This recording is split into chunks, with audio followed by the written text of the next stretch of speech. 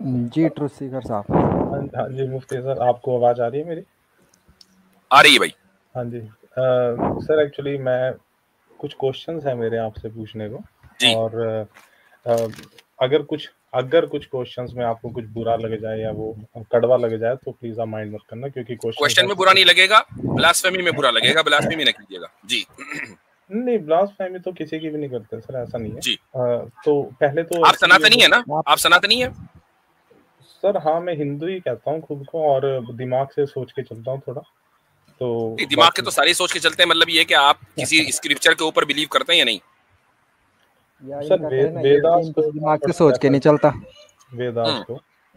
वेदास को मानते हैं हाँ और मनुस्मृति को मानते हैं। नहीं, कुरान कुछ नहीं मानता हूँ। मनुस्मृति को नहीं मानते सर? पढ़ी नहीं है कभी, तो अगर कुछ उसमें लॉजिकल लगेगा तो उसे मान लूंगा, अगर नहीं लगेगा तो इग्नोर। गीता को मानते हैं?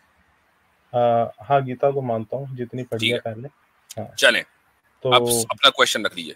हाँ सर, पहले तो मैं ये कह रहा था कि जैसे अभी हम एक बात कर रहे थे ना, जो पहले दीदी आए थे फातिमा, ठीक है, आप इसमें आपका कुछ नहीं है, सिर्फ एक लाइन में बोलूंगा कि हमारा इंडिया का जो जुडिशरी सिस्टम है ना, वो इतना करप्ट है जिसमें मेल्स के लिए प्रॉपर राइट्स नहीं है जी। और लेडीज जिसका मिसयूज करती हैं, जैसे और वो डॉरी के टाइम तो बहुत आवाज उठाते हैं कि नो डाउरी, बट वो नो एलुमनी के उसमें कुछ नहीं बोलती हैं। वो बिल्कुल, बहुत जबरदस्त पॉइंट आपका, I strongly agree with it, बहुत जबरदस्त।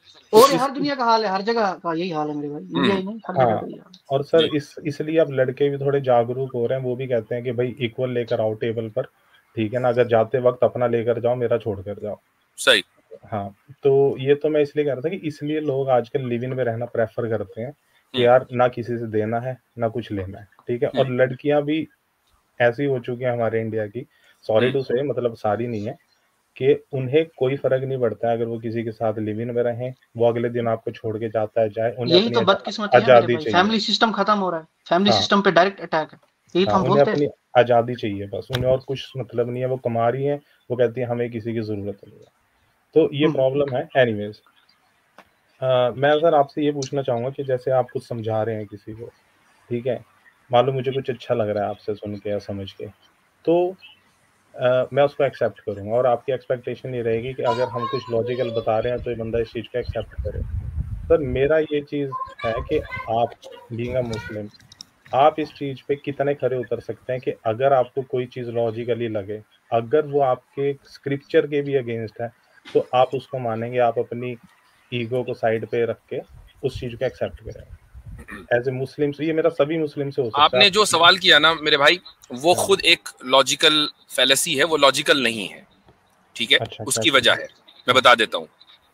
उसकी वजह यह है कि जो भी सच्चा पक्का मुसलमान है, आम मुसलमान तो ये भी नहीं जानता कि कुरान में लिखा क्या है, ठीक है, उसको कुछ नहीं पता। एक सच्चा पक्का मुसलमान पढ़ा लिखा, जिसको कुरान में क्या लिखा है, हदीस में क्या लिखा है वो पता हो, तो वो ये मानता है कि कुरान जो है वो अल्टीमेट ट्रूथ है, जो गॉड की तरफ से आया है, कि जो और ऐसे गॉड की तरफ से आया जो ट्रांसेंडेंट है, यानी वो हमारी अकल का जो एक दायरा है वो उसके बाहर है। हमारी अकल का एक खास दायरा है, मुझसे बाहर, उससे आगे नहीं जा सकते। खुदा की तरफ से जो पैगाम आया, ये वो खुदा है कि जो हमारे अकल के दायरे से बाहर है, जो हमारी अकल का बनाने वाला है। अब अगर हम अपनी लिमिटेड इंफॉर्मेशन, लिमिटेड डेटा और लिमिटेड लॉजिक से ये कहे कि यार कुरान की ये बात मेरी लॉजिक के खिलाफ है, तो आपको ये साबित करना पड़ेगा कि ये एक ऑब्जेक्टिव रियलिटी के खिलाफ है या सब्जेक्टिव रियलिटी के खिलाफ है। अगर वो ऑब्जेक्टिव रियलिटी के खिलाफ है तो उस पर गुफ्तगू होगी, और अगर वो सब्जेक्टिव रियलिटी के खिलाफ है तो आप ये नहीं कह सकते कि चूंकि मेरी लॉजिक ये है और कुरान ये कह रहा है तो मैं इसको नहीं मानता। वो तो आपकी लॉजिक है ना, आपकी लॉजिक गलत भी हो सकती है। अच्छा मुफ्ती साहब, इसमें मैं एक पॉइंट ट्रुथ सीकर भाई मैं ऐड करना चाहूंगा मुफ्ती साहब, वो ये है कि मैं चाहता हूँ लोग इस उसूल को समझें, चाहे फिर मुसलमान हो या गैर मुसलमान।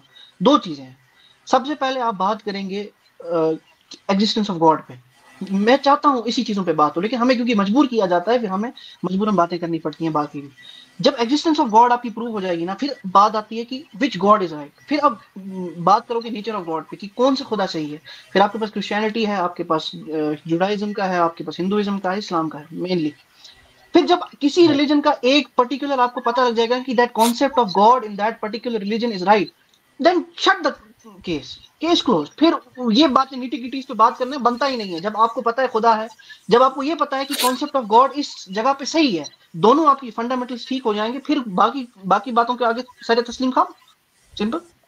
हाँ, ये आपने ठीक है बोला है कि सबसे पहले तो ये तो एक्सेप्ट करते हैं कि गॉड है, ठीक है, किसी भी नाम से कह लो, गॉड हम इंग्लिश में बोल रहे हैं, हालांकि जब आप गूगल पे गॉड सर्च करेंगे वो क्रिश्चियनिटी का आता है, ठीक है। दूसरी चीज़ ये है कि आपने बोला कि जब एक बार ये एस्टेब्लिश हो जाएगा कि खुदा है, उसके बाद हम देखेंगे कौन सा। जब खुदा एक ही है तो कौन से का तो पॉइंट वहीं खत्म हो जाएगा। ना क्या कहने का उनका कौन सा खुदा नहीं, कौन सा रिलीजन, ये कह रहे हैं कॉन्सेप्ट ऑफ गॉड किस रिलीजन का साउंड है, किस रिलीजन का, ठीक है, ठीक है सर। बस उसके बाद चैप्टर क्लोज होना चाहिए। हाँ सर, मैं एक्चुअली ना इस कन्वर्सेशन को बहुत शॉर्ट और छोटे उसमें रखूंगा ताकि बहुत लंबी डिस्कशन ना जाए, औरों को भी मौका मिले। तो कौन सा जैसे आप कह रहे हो कौन सा कंसेप्ट ऑफ गॉड इसमें अच्छा है, हर किसी की नजर में अपना ही अच्छा है, ये तो फॉर श्योर। अच्छा नहीं सही, अच्छा तो बहुत कुछ लगता है। सही कह लेते हैं अगर हम, ठीक है। नहीं एक अच्छा, मैं एक आपके जो सवाल था ओरिजिनल उसी को सामने रखकर, क्या ये पॉसिबल है कि मेरी जो लॉजिक है उसके एतबार से इस्लाम का जो कॉन्सेप्ट ऑफ गॉड हो वो सही हो, क्रिश्चियंस की जो लॉजिक है उनके एतबार से क्रिश्चियनिटी का जो कॉन्सेप्ट ऑफ गॉड और ट्रिनिटी वो सही हो, और आपकी सनातनी की जो लॉजिक है उसके एतबार से जो सनातनी कॉन्सेप्ट है वो सही हो? क्या ये मैंने जो बात बोली है ये आप इससे एग्री करते हैं? मैं एक सेकंड इसको समझ रहा हूँ। आपने ये बोला है कि अपने अपने हिसाब से हमारे नहीं, अपने अपने हिसाब से नहीं, मेरी एक लॉजिक है, मैंने उस लॉजिक को इस्तेमाल किया और मैंने देखा कि यार इस्लाम का जो कॉन्सेप्ट ऑफ गॉड है that makes more sense. Christians आया, उसकी भी एक लॉजिक है, उसने अपनी लॉजिक को सामने रखा और कहा कि नहीं, क्रिश्चियनिटी का जो कॉन्सेप्ट ऑफ गॉड यानी ट्रिनिटी है वो सही है। सनातनी की भी एक लॉजिक है, उसने भी अपनी लॉजिक को इस्तेमाल किया, कहा वेदास का जो कॉन्सेप्ट ऑफ गॉड है वो सही है। क्या ये जो स्टेटमेंट मैंने दिया है इस स्टेटमेंट में कोई खराबी है? सर अगर खुदा एक है तो मुझे लगता है कंसेप्ट खुदा तो एक ही है ना भाई, कॉन्सेप्ट की बात हो रही है, खुदा तो एक ही है, तो कॉन्सेप्ट भी अलग नहीं हो सकते हैं। हो सकते हैं, मैं बताता हूं सर कैसा, मैं हो सकते नहीं है, बिल्कुल है, सुनो, है, नो डाउट एग्जिस्टेंस में है, बट वो होना ही नहीं चाहिए एग्जिस्टेंस। बात सही है, बात सही है कि कॉन्सेप्ट एक ही सही है। जो हमारा अकीदा ये है कि ट्रूथ जो है वो मल्टीपल नहीं है, ट्रूथ एक ही है, ठीक है सर। लेकिन आपकी लॉजिक के एतबार से कोई दूसरी चीज ट्रूथ हो सकती है, मेरी लॉजिक के एतबार से कोई और ट्रूथ हो सकता है। तो क्या ये स्टेटमेंट और आप अपनी लॉजिक को जिसको सही समझ रहे हैं वो इन रियलिटी गलत हो सकती है, लेकिन वो है आपके नजदीक सही। अब मुझे बताइए कि ये सही है या गलत? ये सेंटेंस, ये पॉसिबिलिटी है कि आप ये कह रहे हो कि मैं जिस चीज को फॉलो कर रहा हूँ मेरे नजरिए में वो तो अब जब ये साबित हो गया तो अब आपका जो ओरिजिनल क्वेश्चन है उसका जवाब मिल गया। जब आप ये कहते हैं कि मैं मुसलमानों से ये पूछता हूं कि अगर कुरान की कोई बात लॉजिक के एतबार से गलत हो जाए तो क्या तुम उसको एक्सेप्ट करोगे? तो भाई किसकी लॉजिक, हमारी या आपकी? आपकी लॉजिक के एतबार से अगर वो गलत हो रही है तो वो तो आपकी लॉजिक है ना, हमारे लॉजिक के एतबार से तो बिल्कुल ठीक है, हम क्यों आपकी लॉजिक को तस्लीम करें? हाँ बिल्कुल सही कह रहे हैं आप, लेकिन उसमें ये है अगर आप मूर्ति पूजा के अगेंस्ट हैं कि उसकी कोई फोटो नहीं है उसकी, मैं कट्टर मूर्ति पूजक हूँ, ठीक है, और उसका रीजन यही है कि मूर्ति तो चलो भगवान नहीं है, ठीक है, वो हमें नहीं बचाएगा। लोग कहते हैं कि यार तुम्हें भगवान, जो मूर्ति अपने आप को नहीं बचा सकती वो तुम्हें क्या बचाएगी, ठीक है। ऐसे तो हम भी कहते हैं कि जो कुरान को, अगर कोई कुरान जला देता है, मतलब अनफॉर्चुनेटली, ठीक है, जो कुरान खुद को नहीं बचा सकी, परमात्मा उसकी किताब को नहीं बचा, तो कुरान कहाँ कहता है कि मैं खुद को बचाऊंगा? कुरान को हम कहाँ कहते हैं कि कुरान देने वाला है? हम तो कुरान की ना इबादत करते ना उससे मांगते। हाँ तो सर हम ना कुरान को सजदा करते। हिंदू भी ये नहीं कहता कि मूर्ति मुझे बचाएगी, कभी भी नहीं बोला आज तक। तो आपने फिर कुरान को इक्वेट कैसे कर दिया? क्या आपने देखा किसी मुसलमान को कुरान को सजदा करते हुए? सजदा मींस उससे कुछ मांगते हुए, प्रोस्ट्रेट उसने किया हो, उसके सामने हाथ जोड़ के खड़ा हुआ हो, उसके सामने झुका हो, कुरान के सामने नहीं, रिस्पेक्ट, कुरान की इबादत की हो, वर्शिप की हो। मैंने वो देखा है कि जैसे आप आंखों पे लगाते हैं, सर पे लगाते हैं, वो तो वो तो इज्जत करते हैं। आप अपने वालिदैन को अपने आंखों पे लगाएं, उनकी पेशानी पे बोसा दें, दैट्स अ डिफरेंट केस। लेकिन कुरान की इबादत नहीं होती। मूर्ति, आपने खुद ही कहा मूर्ति पूजा, आप मूर्ति की पूजा कर रहे हैं, हम कुरान की पूजा नहीं करते। हाँ तो ठीक, अगर हम मूर्ति पूजा करते हैं, अच्छा सर एक लाइन पहले से पहले सुनना। तो तो भाई पूजा करने का क्या मतलब है? पूजा करने का मतलब है वर्शिप, ठीक है? पूजा करने का मतलब है वर्शिप। अब मुझे एक बात बताइए, वर्दी ऑफ वर्शिप कौन है? क्या वर्दी ऑफ वर्शिप वो एक जात के जिसने इस पूरी कायनात को बनाया है, वो वर्दी ऑफ वर्शिप है? या वर्दी ऑफ वर्शिप वो पत्थर हैं जो खुद बने हुए हैं? बताइए वर्दी ऑफ वर्शिप कौन है? सर खुदा तो है ही है जो मेन है, और वो भी है। मान लो अगर मूर्ति किसी की है, कृष्ण जी की है, राम जी की है, ठीक है, हमारे पूर्वज रहे हैं, वो एंसेस्टर्स रहे हैं, हमारी हिस्ट्री से जुड़े रहे हैं, उन्होंने लोगों के लिए बहुत कुछ करा है, इसलिए उनकी पूजा होती है, ठीक है। उनसे मतलब वो गॉड नहीं है? हाँ, गॉड तो क्रिएटर हो गया ना सर, क्रिएटर तो आप राम जी और लक्ष्मण जी की पूजा कर रहे हैं ना, प्रॉब्लम वहां जाती है। भगवान मान के उनको क्रिएटर, तो आप उनकी पूजा क्यों कर रहे हैं? क्योंकि उससे हमें पॉजिटिव वो मिलती है जब हम किसी के साथ कंसंट्रेशन उसमें बैठते हैं। आप चाहे उनकी जोर से बोलिए, जोर से बोलिए, क्या मिलती है? Positive energy. अभी आ रही है आवाज? हाँ, पॉजिटिव एनर्जी मिलती है। ओके, अगर आपके सामने मूर्ति नहीं भी है, ठीक है, आप यहाँ ग्राउंड में, आपके पीछे पार्क है, आप यहीं बैठकर अपना ध्यान में लगाइए, कनेक्शन फील कीजिए, आप जिस भी भगवान को मानते हैं, ठीक है, आपका जो भी कंसेप्ट ऑफ गॉड है, आपका वो जो कनेक्शन, वो सिंक्रोनाइजेशन है ना यूनिवर्स के साथ। अच्छा, मेरे भाई इनसे बात करना चाहूंगा। ट्रूथ सीकर साहब, आप मुझे बस एक बात बताएं, कॉन्सेप्ट ऑफ गॉड पे हम आते हैं। भगवान की आप डेफिनेशन करें, भगवान को डिफाइन करें कि आपने अभी बताया क्रिएटर और भगवान में आपने एक डिस्टिंग्विशन किया, मतलब डिफरेंस लगाई। आप बताएं भगवान क्या होता है प्लीज। सर भगवान को तो हम लोग ऐसे मानते हैं कि जो अच्छे आचरण को धारण करने वाला, जो लोगों की मदद करे, उसे हम भगवान मानते हैं। ठीक है, देखें एक तो ये है कि आपके यहाँ कंसिस्टेंसी इस मानगर नहीं है कि आप आएंगे एक डेफिनेशन देंगे, अगला बंदा आएगा दूसरी डेफिनेशन देगा, तीसरा बंदा तीसरी डेफिनेशन देगा। कोई एक चीज सेट नहीं है। Hinduism is not the name of a set of rules. तो पहली बात तो ये है। दूसरी बात ये है कि अभी आपने ध्यान की बात की। जब आप ध्यान लगाते हैं, आप मैदान में बैठे हैं, कोई मंदिर नहीं है, ठीक है, आप अब ध्यान किसकी तरफ लगाते हैं आप? सर नॉर्मली तो कंसंट्रेशन जब हम करते हैं तो हम अपनी दोनों आंखों के बीच में, माथे के बीच में देखते हैं। जब आप इसके बाद 10-15 मिनट देखना शुरू करेंगे, हाँ ठीक है, अगर आप ओपन बैठे हैं तो आपको सिर्फ अपने आसपास की सराउंडिंग्स दिखनी शुरू होंगी माइंड में। जब आप मूर्ति के सामने बैठे हैं, आपको वो मूर्ति ही नजर में आती रहेगी। 10-15 मिनट बाद वो मूर्ति आपकी इमेजिनेशन से गायब होकर एक डार्कनेस हो जाएगी आपके माइंड में, ठीक है। तो वो आपका वो होता है कि जब आप तो जब आप एक ओपन एरिया में बैठकर बगैर मूर्ति के ध्यान लगा सकते हैं, और ध्यान किस पर लगा रहे हैं? खुदा पर, ईश्वर पर ना। हाँ, खुदा पर लगा रहे हैं ना। तो अब आपको मूर्ति की जरूरत क्या है? नहीं, मूर्ति की जरूरत ऐसा नहीं है कि अगर आपके पास मूर्ति नहीं होगी तो आप कुछ नहीं कर सकते हैं, लेकिन मूर्ति होना भी पाप नहीं है। नहीं, यही तो फर्क है ना।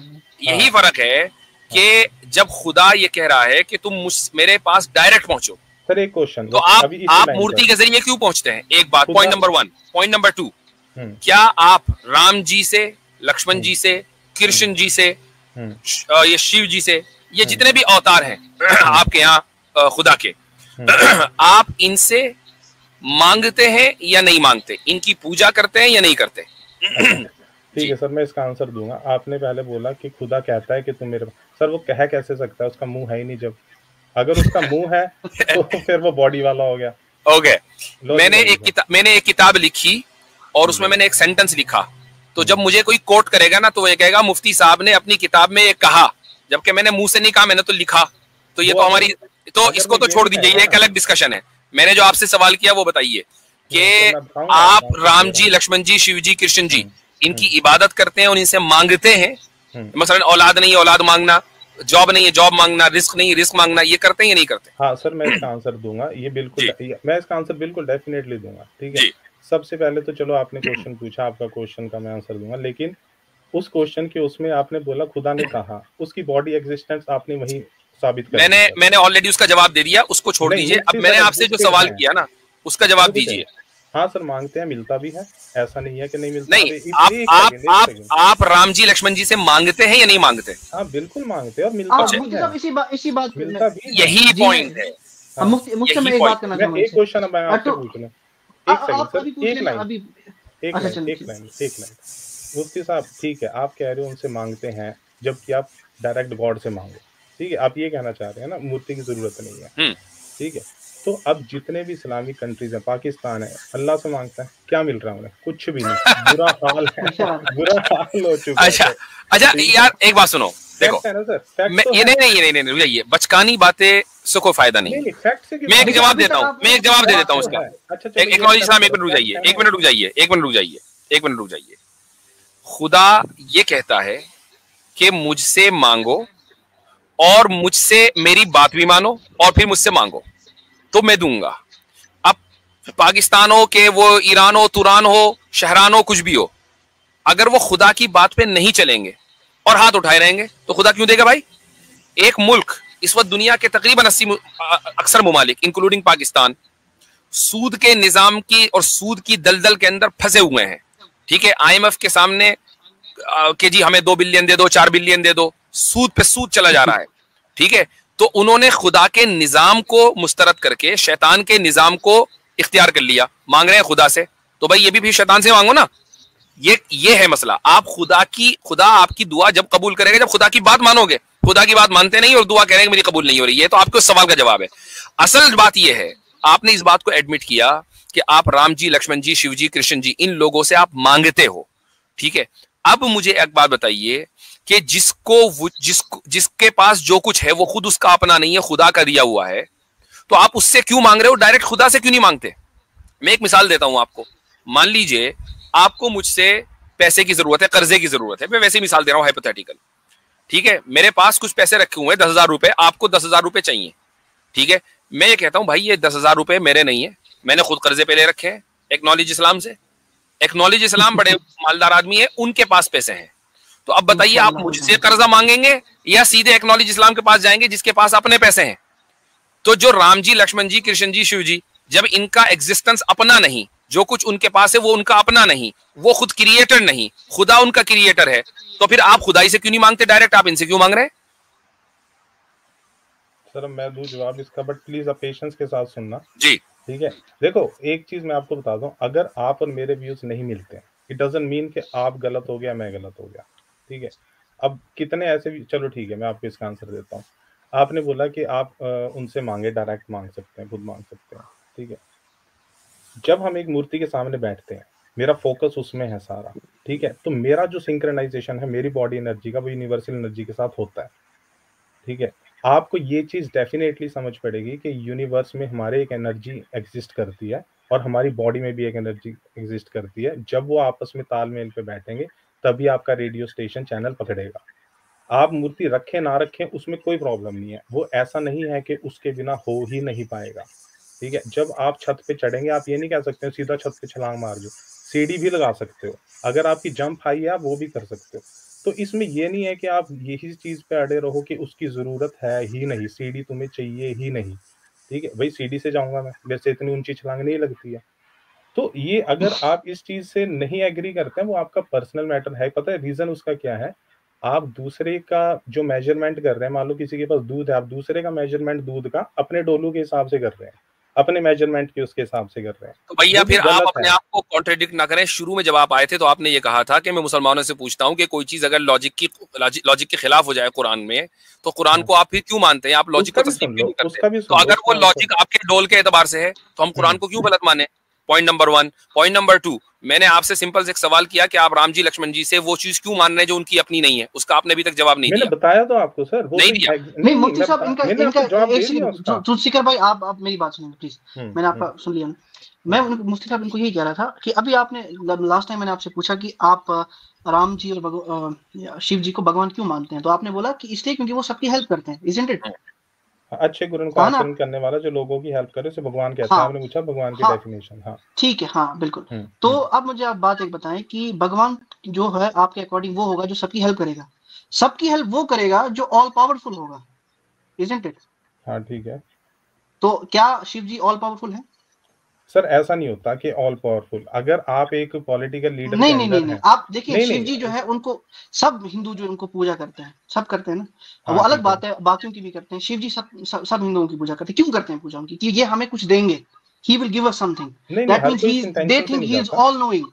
Is Shiv ji all knowing? मुझे बस आपसे ये पूछना। और अगर ऑल नोइंग नहीं है तो उनसे पूजा करके क्या फायदा? नहीं, ऑल नोइंग वो होगा जिसका ब्रेन होगा, पहली चीज। ठीक है ये आप कहाँ से लेकर आते हैं? यानी आप जो है ये फॉल्स इक्विवेलेंस बोलते हैं इसको, चूंकि आप खुदा को अपने जैसा मान रहे हैं कि वो एक इंसान होगा, जब उसका ब्रेन नहीं है तो वो ऑल नोइंग नहीं हो सकता। भाई अभी तो आपने कहा ना कि ऑल नोइंग वो होगा जिसका ब्रेन हो। मेरे को बीच में काट दिया। नहीं मुफ्ती साहब एक सेकंड, चलिए इसको भी ठीक कर लेते हैं। चलिए वो ट्रुथ सीकर से मैं आपकी बात में एग्री करता हूँ, ऑल नोइंग को साइड पर रखें। वो ऑल पावरफुल होंगे ना, जो हेल्प कर सकता है सबकी, वो ऑल पावरफुल होगा ना, कि वो ऑल पावरफुल होगा जिसकी बॉडी होगी। मैं इसका एक बार, अगर आप इसको एज ए बॉडी में देख रहे हैं तो डिफरेंट होगा, अगर आप इसको नहीं, मैं आपसे सिंपल सवाल करता हूँ, मैं आपसे सिंपल सवाल करता हूँ, क्या शिव जी ऑल पावरफुल हैं या नहीं? अगर आप शिव जी को एज ए फिजिकल अपीयरेंस में देखेंगे तो डिफरेंट फिजिकल अपीयरेंस की बात नहीं मैं कर रहा हूं, मैं कह रहा हूं इज ही ऑल पावरफुल और नॉट। नहीं, इसका आंसर ऐसे नहीं दे। अगर आप अल्लाह का मुंह के हिसाब से फिजिकल नहीं बता पा रहे हैं तो आपको ये भी डिफरेंस समझना पड़ेगा। मैं उस ऑल पावरफुल की बात नहीं कर रहा हूं मेरे भाई कि वो किसी चीज को उठा सकते हैं कि नहीं, मैं ये कह रहा हूं इज ही ऑल पावरफुल कि वो सबकी मदद कर सकते हैं या नहीं। हाँ, उनकी अपीयरेंस की बात नहीं हो रही है, बात उनकी क्वालिटी और कैरेक्टरिस्टिक की बात हो रही है कि वो ऑल पावरफुल है या नहीं। किसकी है या नहीं? शिव जी। हाँ, शिव जी एज ए स्पिरिचुअलिटी और फिजिकल योगी जो धरती पे आए उस समय। चलो आप अपने एतबार से बताओ, दोनों का बताओ कि कौन सा ऑल पावरफुल है और कौन सा नहीं। सर जो सुप्रीम क्रिएटर है वो पावरफुल है, ऑल पावरफुल है, वो ऑल पावरफुल है। अच्छा, शिव जी ऑल पावरफुल है, वो सुप्रीम क्रिएटर है। अगर आप उसको सुप्रीम उसमें लेकर जा रहे हैं तो हाँ है, तो वो ऑल पावरफुल है। किस में लेके जा रहे हैं? अगर आप उसको स्पिरिचुअलिटी के वे से देख रहे हैं। What do you mean spirituality? Sir अच्छा ठीक है, इसका आंसर मैं आपको अभी दे देता हूँ। जैसे आप अल्लाह को देखते हैं ऑल, जिसका फेस नहीं है, मुंह नहीं है, बट फिर भी वो कहते हैं कि मैंने दोनों हाथों से एडम को बनाया। उनकी फिजिकल बॉडी नहीं है, आप मानते हैं इस चीज को, ठीक है? वो एक मतलब एक डायलॉग के रूप में कह लो बोलते हैं हम लोग उस चीज को। इसी वे में अगर हम उसको शिव जी बोल रहे हैं, जिसको आप अल्लाह बोल रहे हो, ठीक है, उसी सिमिलर फॉर्म में वो पावरफुल है। अगर हाँ, मैं उसको एक स्टेज नीचे लेकर आता हूं, बस ठीक हो गया, अब वो ऑल पावरफुल हो गया, ये तो हमने एग्री कर लिया that he is all powerful. हाँ, एक सेकंड में, लेकिन एक लाइन सुन ले मेरी। अगर आप कुछ भी मेरे से अगला क्वेश्चन पूछेंगे तो अब उसको आप फिजिकल फॉर्म में मत पूछना, अभी फिर स्पिरिचुअल। अच्छा, शिव जी फिजिकल फॉर्म में आए थे या नहीं आए थे? सर योगी पहले रहे होंगे जो बैल लेके घूमते होंगे, ठीक है ना, कुछ पुराने योगी। शिव जी फिजिकल फॉर्म में आए थे या नहीं आए थे? कौन से शिव जी फिजिकल फॉर्म में, स्पिरिचुअल वाले या बॉडी वाले?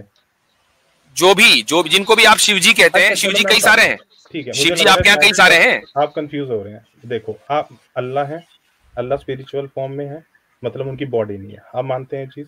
अब कोई बंदा पैदा हो गया धरती पे, उसका नाम भी अल्लाह रख दिया किसी ने, ठीक है, या वो भी अल्लाह ही है। अच्छा, नहीं वो हम बात नहीं कर रहे हैं। एक सेकंड मुझे ठीक है, एक्नॉलेज इस्लामी को कंप्लीट कर लीजिए। एक बंदा धरती पे पैदा हो गया, उसका नाम अल्लाह रख दिया। चलो आगे। हाँ जी, ठीक है। अभी धरती पे कोई ह्यूमंस नहीं है, कुछ नहीं है, ठीक है। अब एक ही नाम एग्जिस्ट होता है अल्लाह का, आपका जो भी परमात्मा है उस समय, तो उसका नाम किसी पे रखेंगे जो ऑलरेडी एग्जिस्टेंस में। तो अगर उनका नाम शिव जी है, अब वो योगी हो गए, वो धरती पे फिजिकल फॉर्म में एक ह्यूमन है, ठीक है, उनके पास अपनी शक्तियां, अपनी पावर्स हैं। जैसे आप हैं सर, आप 20 किलो का उठा लेंगे, मैं 5 किलो का उठा लूंगा।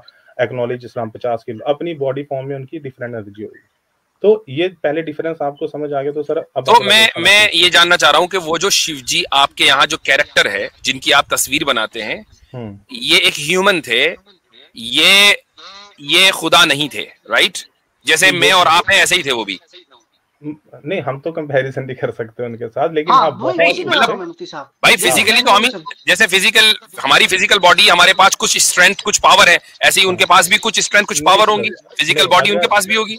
आप जैसे अपने आप को प्रॉफिट मोहम्मद से कंपेयर नहीं कर पाएंगे, क्योंकि डिफरेंट हो रहा है। नहीं, इंसान होने में हम बराबर हैं, वो भी इंसान है, हम भी इंसान है, वो भी पैदा हुए, हम भी पैदा हुए।